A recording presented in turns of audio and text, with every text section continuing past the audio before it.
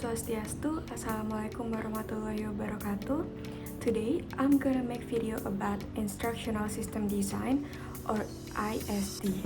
ISD is the practice of creating instructional experience to support the development and acquisition of knowledge and skill.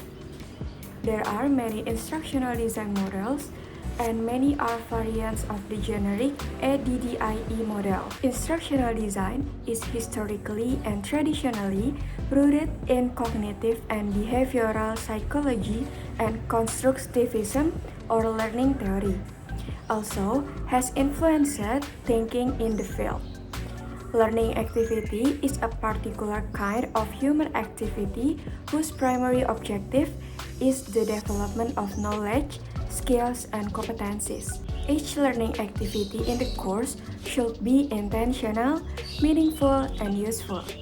From the perspective of learners, each learning activity includes 4 aspects, which is learning tasks, learning resource, evaluation methods, and learning support service.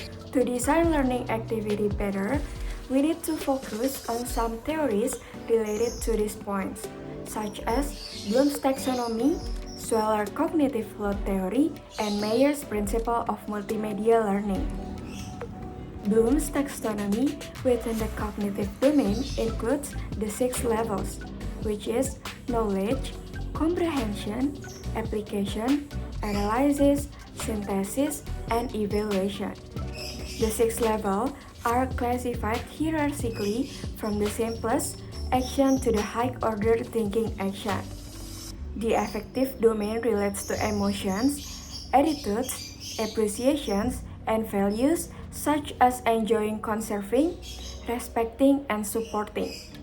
The affective domain is divided into 5 main subcategories, which is receiving, responding, valuing, organization, and characterization. Gagne taxonomy proposes 5 categories of learning objective, which is verbal information, intellectual skills, cognitive strategies, moral skills, and attitudes. Gagne and Bloom represent learning objectives in different aspects. The Bloom classification is more from the form of the learning objective, and Gagne classification is mainly from the content point of view, and he didn't subdivide affective and psychomotor domain. Gagne assumed that different types of learning outcomes require different learning conditions. Mayer's cognitive theory of multimedia learning centered on the idea that learners attempt to build meaningful connections between words and pictures, which they learn more deeply than they could have with words or pictures alone. Mayer identifies 12 multimedia learning or instructional principles which were developed from nearly 100 studies over the past 2 decades. First, coherence principle. Second, signaling principle. Third, redundancy principle. Fourth, spatial contiguity principle. Fifth, temporal contiguity principle. Sixth, segmenting principle. Seventh, pre-training principle. Eighth, modality principle. Ninth, multimedia principle. 10th, personalization principle. 11th, voice principle, and 12th, image principle. Instructional system design is an iterative process of planning learning objectives, selecting instructional strategies, choosing media, and selecting or creating materials and evaluation.